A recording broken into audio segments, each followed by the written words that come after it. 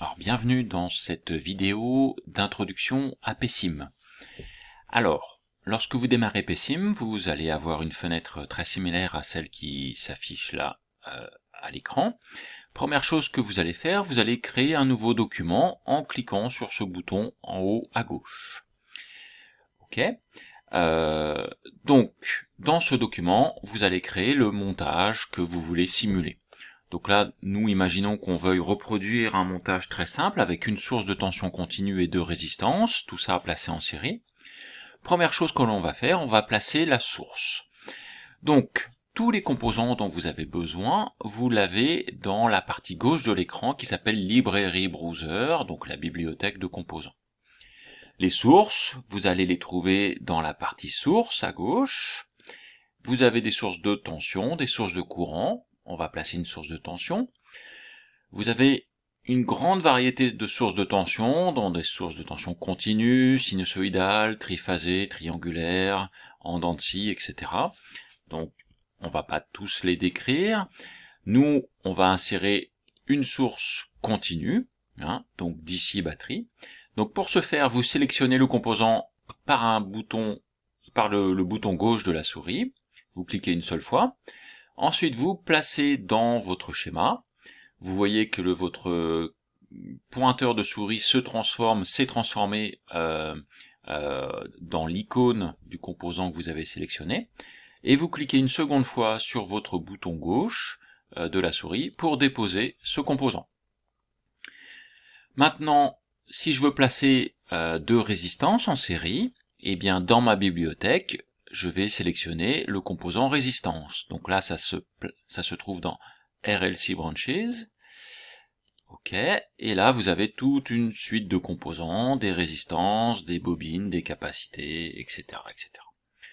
Vous sélectionnez l'outil résistance, le composant résistance par un clic gauche, et vous faites un deuxième clic gauche dans votre schéma pour déposer votre résistance.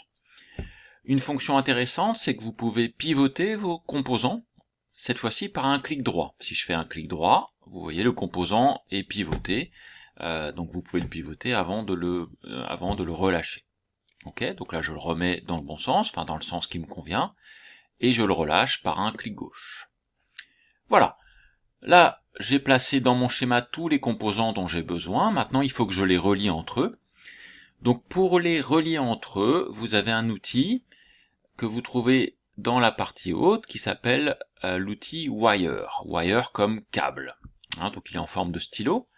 Pour le sélectionner, vous cliquez avec le bouton gauche de votre souris dessus et vous reliez les composants entre eux. Vous faites un premier clic gauche sans le relâcher et vous ne le relâchez que lorsque vous êtes arrivé à votre destination. Ok, donc comme ça vous pouvez placer absolument tous vos composants. Là il faut que je le fasse en 2 fois. Voilà, donc là j'ai terminé mon montage, j'ai placé tous mes composants. Alors, une fonctionnalité intéressante de PECIM, ce sont les raccourcis clavier. Donc vous allez voir qu'il est toujours, quand on a des schémas un peu gros à faire, il est un peu fastidieux de faire des allers-retours avec votre souris entre la partie droite de l'écran et la partie gauche où se trouvent vos bibliothèques. Donc pour éviter ça, on a des raccourcis clavier. Donc par exemple, là, mettons que je veuille insérer une résistance, j'ai pas besoin d'aller à gauche pour sélectionner la résistance, je peux utiliser le raccourci clavier qui consiste à taper sur la touche R de mon clavier, et donc ça active le composant résistance. Si je veux placer une bobine, je tape sur le bouton I comme inductance. Et ça sélectionne automatiquement le composant bobine.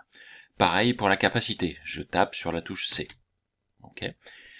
Et de même, si je veux cette fois-ci sélectionner l'outil câblage, donc au lieu d'aller dans la partie haute pour sélectionner cet outil, vous pouvez taper sur la touche W pour câblage. Donc là, ça sélectionne l'outil câblage et je peux faire mon câblage. Ok.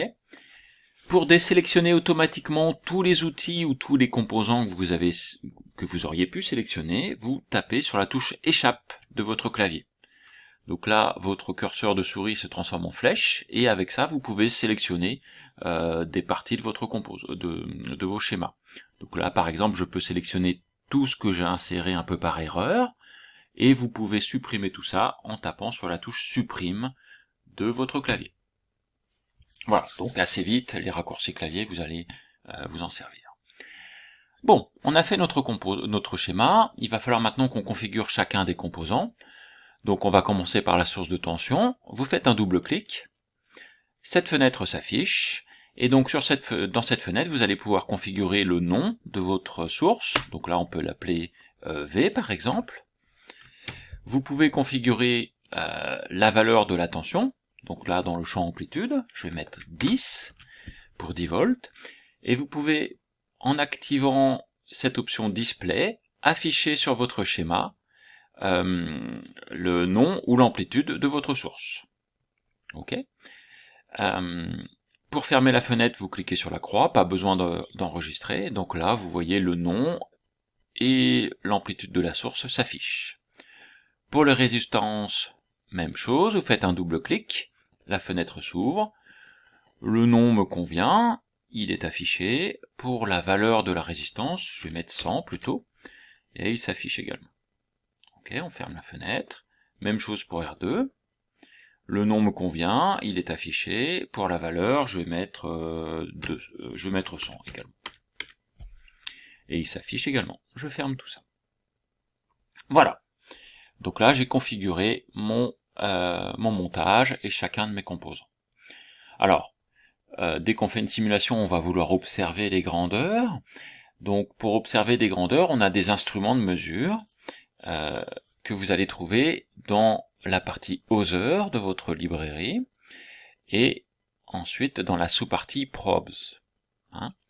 Donc là, vous avez tout un tas d'instruments de mesure, donc des voltmètres, des ampèremètres, des wattmètres. Alors là, j'attire votre attention sur le fait que on a des blocs ici qui ressemblent beaucoup à la manière dont on représente des voltmètres ou des ampèremètres. Attention, ces blocs-là, celui-ci et celui-ci, ce ne sont pas des ampèremètres ou des voltmètres, en fait ce sont des sondes. Faut les voir plutôt comme des sondes d'oscilloscope. Donc ces sondes vont nous permettre de voir les valeurs instantanées des courants ou des tensions. Elles vont pas nous permettre de mesurer des valeurs efficaces ou des valeurs moyennes comme le feraient des voltmètres ou des ampèremètres. Donc les blocs qui correspondent à des voltmètres ou des ampèremètres, ce sont les blocs de forme carrée ici. Donc vous en avez plusieurs variantes, selon que vous voulez mesurer des valeurs continues, d'ici, ou des valeurs alternatives, ici. Là, on se trouve avec une source continue, donc on va utiliser les variantes d'ici.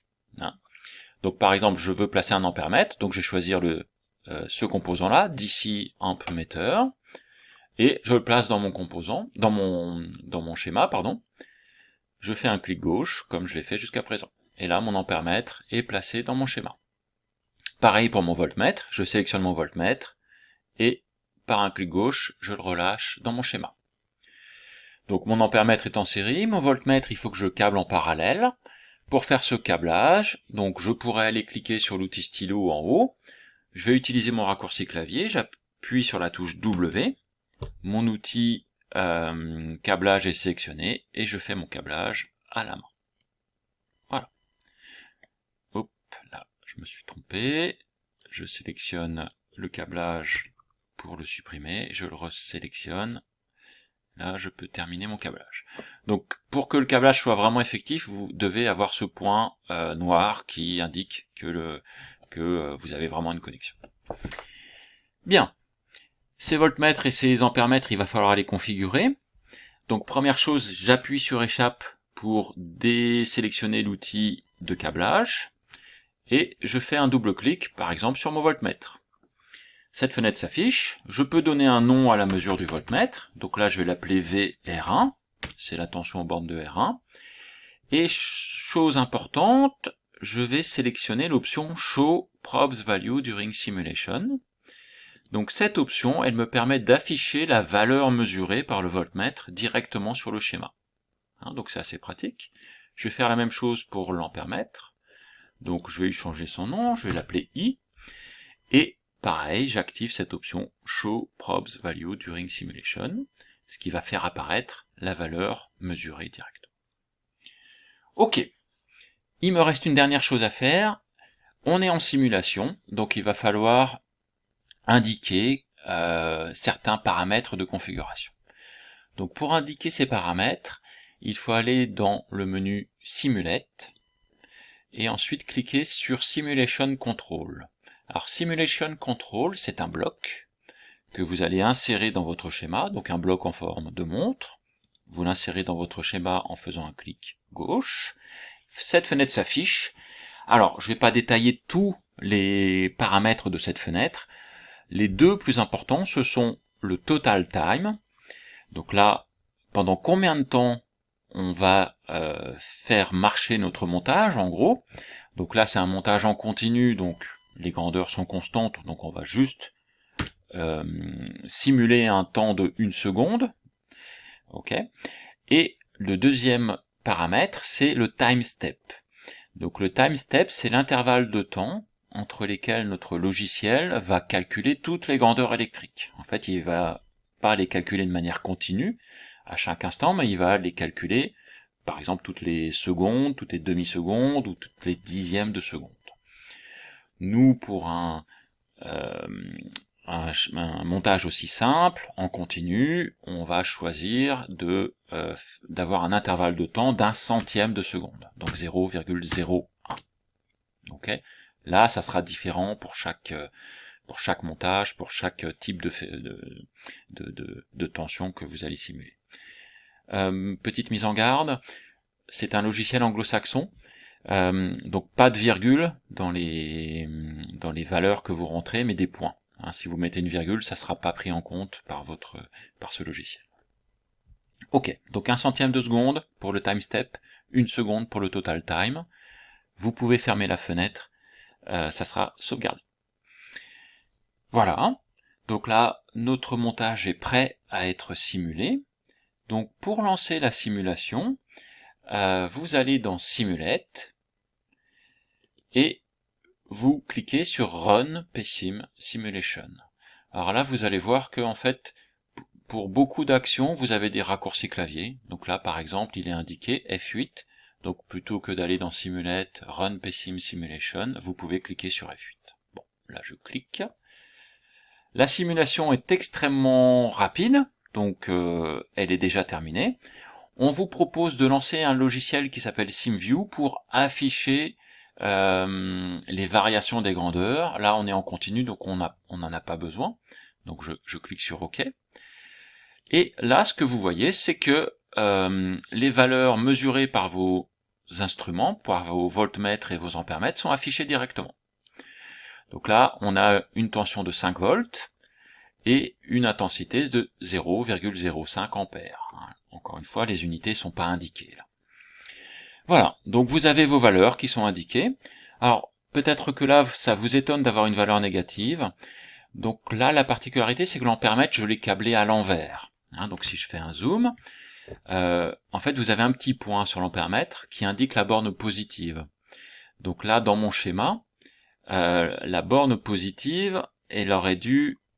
Enfin, le courant, il circule, il s'éloigne là vers le haut, pour ensuite revenir vers l'ampèremètre depuis la droite. Donc il aurait fallu que je mette l'ampèremètre avec cette borne à droite. Donc je vais le faire. Donc je vais supprimer cet ampèremètre. Je vais sélectionner un autre ampèremètre pour le placer dans mon montage, mais avant ça, je vais le tourner de 90 degrés en faisant un clic droit, et de nouveau de 90 degrés en faisant un autre clic droit avant de l'insérer. Voilà, et donc là mon ampèremètre est en bonne position, je vais pouvoir lancer la simulation. Donc je change son nom, comme tout à l'heure, je mets I, je lui demande de montrer la valeur de mesure pendant la simulation, et je peux lancer la simulation en cliquant sur F8. Ok, et là j'ai la valeur cette fois-ci sans le signe négatif. Voilà pour cette démonstration de PSIM, on verra d'autres fonctionnalités au fur et à mesure.